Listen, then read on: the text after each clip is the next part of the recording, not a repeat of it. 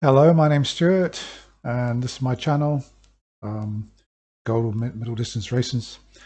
So today I'm going to be reviewing the 1976 Olympic final, the one uh, the one that John Walker won. Uh, no apologies for the spoiler. Can't imagine that anybody who's watching this doesn't know that Walker won in '76. So just to give you some background on it, Walker was the world number one at the time. He was the world record holder in the mile. Set the phenomenal time at the time of 3:49.5, knocking 1.5 seconds off Philbert Bye's time, set in the so-called Miracle Mile a couple of years previously. Bye was the 1500-meter world record holder, having won the Commonwealth Games in 3:32.2, beating Walker's 3:32.7. So unfortunately, Bye wasn't there in '76 because there was a boycott of the African nations. Many African nations boycotted the games. I can't remember what the reason was. It was either something to do with Rhodesia or South Africa. Sorry, I should have looked that up.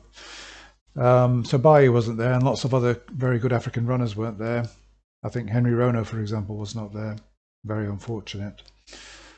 But I understand that Bye wasn't in his best form in '76, or he had some illness problem, so might not have made a difference anyway. Um, I can't really think that Bye would have beaten Walker the way that Walker ran in the final. So let's just see what happens. I've made some note on the splits. He went through.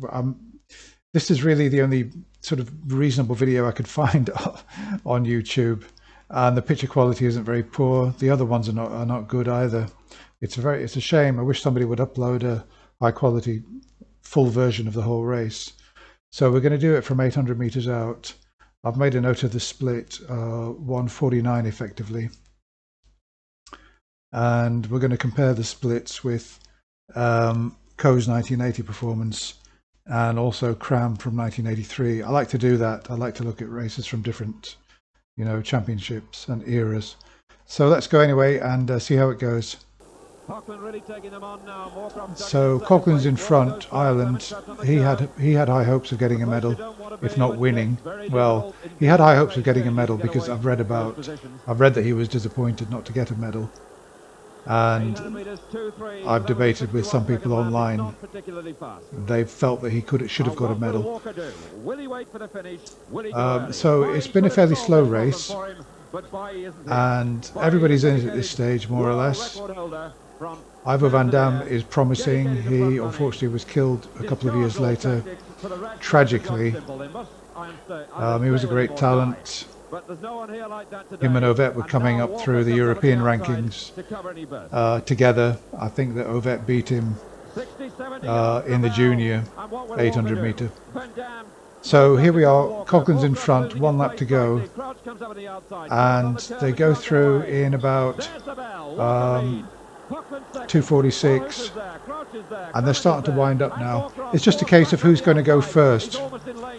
Coughlin, a lot of people feel Coughlin should have gone here, and that's why he didn't get a medal, but he didn't go. He let Walker go past him.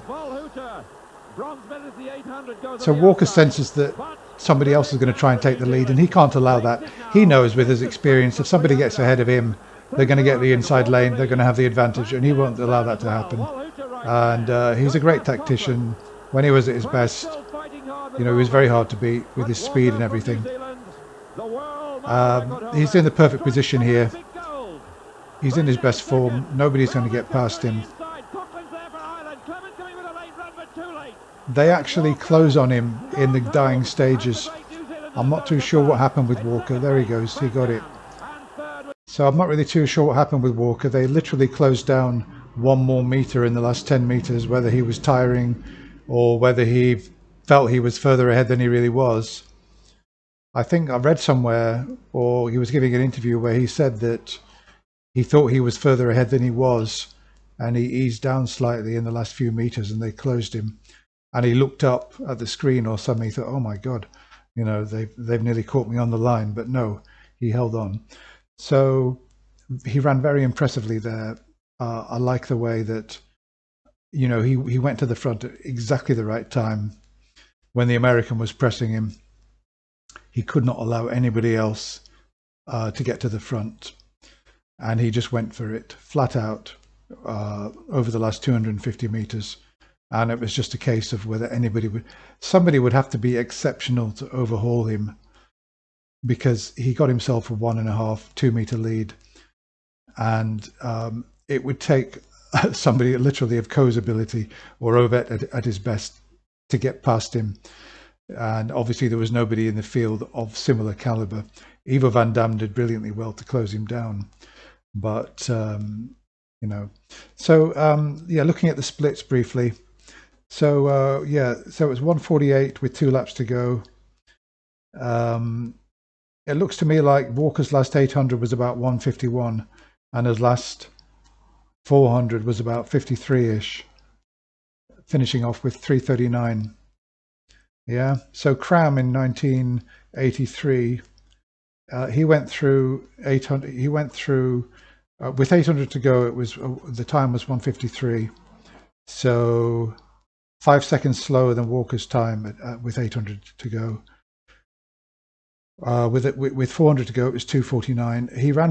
Cram ran his last 800 in about 1:49-ish, so 2 seconds faster than Walker. And he ran his last 400 in about 52.5. So, you know, half a second faster roughly. And he ended up with 3:41.5. Looks to me like those two performances are fairly comparable.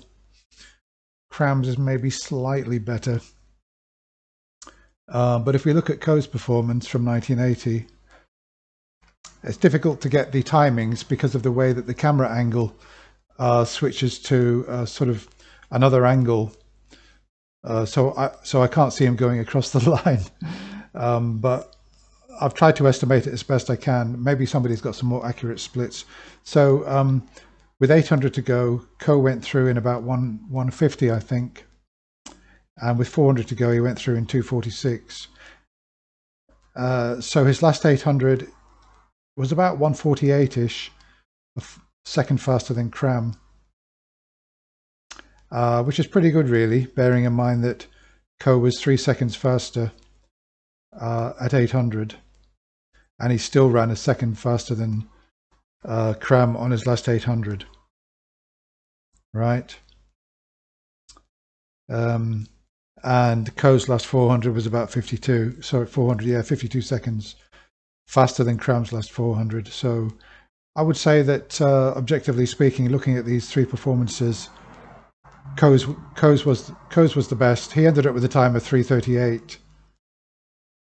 So if you think that he ended up with a time 2 seconds, 3.3 seconds faster than Cram's time, even though he went through with 800 to go 3 seconds slower, obviously that's pretty good going. I mean, it looks to me, whichever way you look at it, Coe's performance in 1980 was exceptional. The sheer speed of the last 600 meters.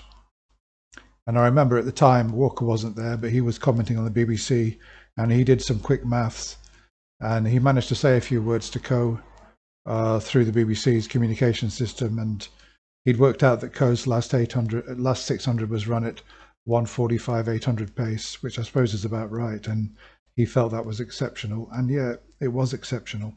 But anyway, this is about Walker. So Walker deserved to win. He was the best. He was the best in 76 and 75, and he wasn't far off in 74. He was the king in those years of the mile, of the middle distance races, of the mile. He was the best miler in the world. It's fitting that he won, and I'm glad that he did win. But obviously from 77, he was playing second fiddle to Steve Ovett, and then later on Sebastian Coe. So his reign as the best miler in the world was over in 76 effectively. I hope you've enjoyed watching that. Let me know if you've got any comments. I'll be back again soon with another video. Bye.